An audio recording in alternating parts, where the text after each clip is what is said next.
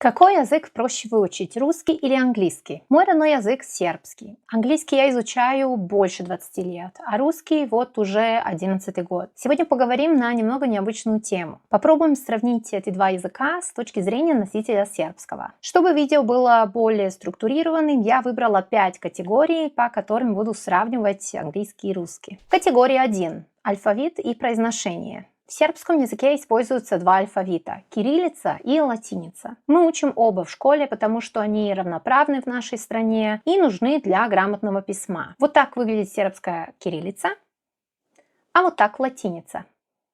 Это значит, что когда начинаем изучать английский, нам не нужно учить алфавит с нуля. Большинство букв нам уже знакомо, кроме разве что W и Y. Похожая ситуация и с русским языком. Сербская кириллица во многом совпадает с русской, хотя в русском есть дополнительные буквы, которых у нас нет. Щ, И, мягкий знак, твердый знак, Я, Ю, Ё, Й. Думаю, что это все. К ним, конечно, надо привыкнуть. То есть, что касается алфавита, вроде бы нет сложностей. Но вот когда дело доходит до произношения, появляются трудности. В сербском языке действует принцип «одна буква, один звук», что делает чтение очень простым. Посмотрите кусочек таких сербских стихов. «Мой отец kad tramvaj vozi, stoji na desnoj nozi, a drugom nogom zvoni da se sa klizave šine nestašno dete skine». Поэтому, когда мы вот с таким прямолинейным родным языком сталкиваемся с системами, где это не так, как, например, в английском, возникают смешные, даже нелепые моменты. Как в известном мемчике про блинчики «панкаке» и «панкакес». И Хавье, оне, панкаке, у меня 3 блинчика, и Хавье, сре, панкаке. В английском, несмотря на простой алфавит, произношение достаточно непредугадаемо. Одни и те же буквы могут читаться по-разному в зависимости от слова и от положений буквы внутри слова. К тому же есть множество звуков, которых просто нет в сербском, и это затрудняет обучение. Что помогает сербам при изучении английского, это наличие в нашем языке 4 типов ударения, благодаря чему мы можем сразу услышать разницу между некоторыми звуками. Например, в словах «щеп» и «щип» русским это нужно дополнительно тренировать. Что касается русского произношения, оно ближе к сербскому. Особенно в плане принципа «пишем как слышим, читаем как написано».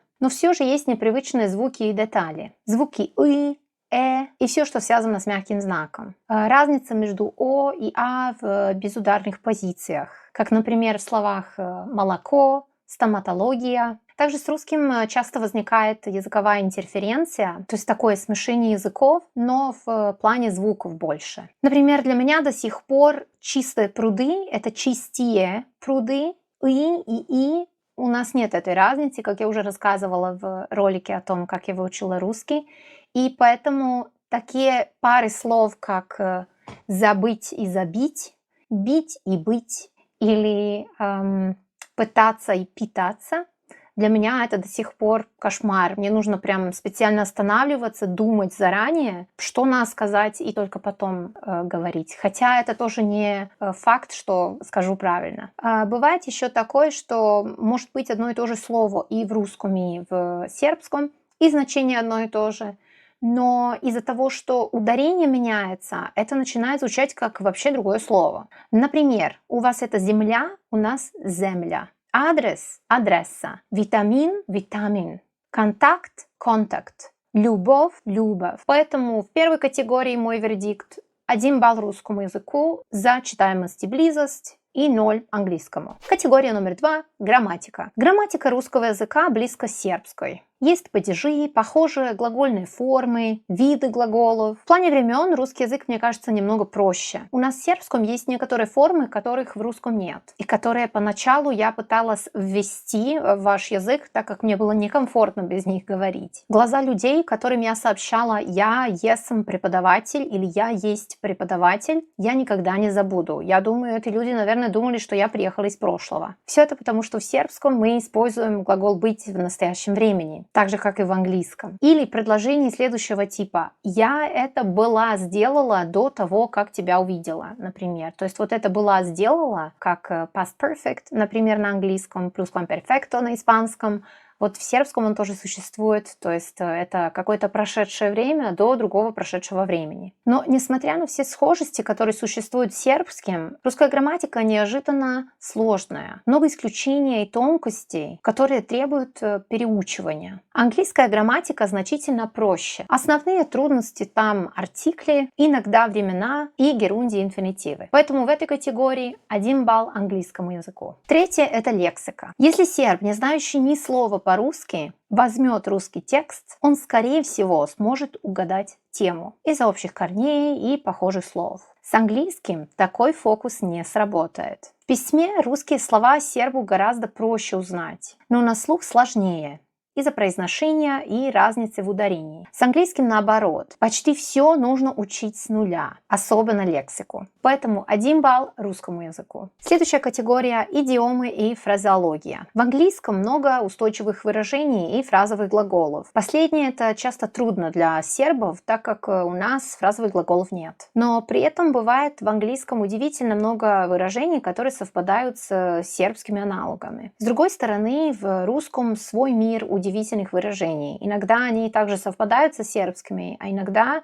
это какие-то обороты, которые звучат очень сказочно и метафорично. Я очень сильно удивилась, когда узнала, что на русском можно сказать «я видела сон». То есть вы его видите как будто какими-то внутренними глазами, потому что вы же спите, пока это происходит. Для сербов это необычно. Мы просто говорим «саняласам», как на русском «мне приснилось». Идиомы, фразеология — это уже очень продвинутые уровни в языке. И тут многое зависит от культуры, менталитета и контекста. Невозможно объективно сказать, где слова сложнее. Тут важно, какие смыслы можно выразить этими словами и насколько они нам близки по менталитету и тому, как мы те же смыслы выражаем в нашем языке. Например, в английском есть выражение to turn a blind eye. Буквально это значит повернуть слепой глаз. В значении делать вид, что что-то не происходит.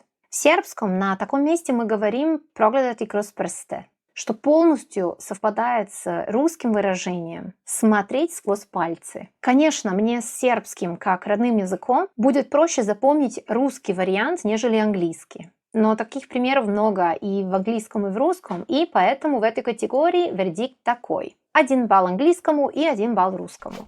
И последняя категория – культурный контекст и погружение.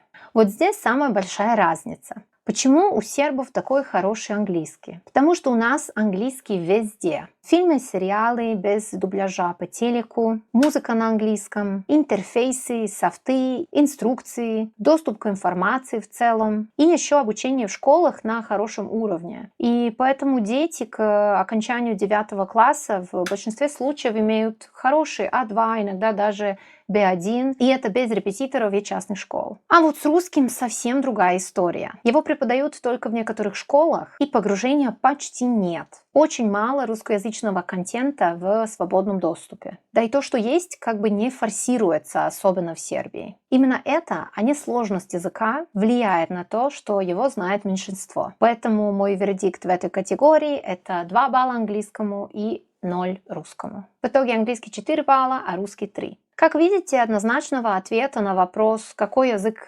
проще выучить, английский или русский, нет. Все зависит от множества факторов. Я считаю, что на первом месте это родной язык, а потом уже мотивация, окружение, цели и даже то, в каком возрасте вы начинаете изучать язык. Для сербов английский часто оказывается легче не потому, что он действительно легче, а потому что он повсюду вокруг нас. Мы с ним растем, слышим его каждый день, учим с детства и используем в жизни. Русский, с другой стороны, несмотря на родственные связи и схожести с сербским, требует отдельного усилия и больше осознанного изучения. Но и тот, и другой язык красив и интересен по-своему. Если вы серб и выбираете между русским и английским, я рекомендую вам учить оба. А если вы носитель другого языка, надеюсь, это сравнение помогло вам лучше понять, с чем вам придется столкнуться в будущем.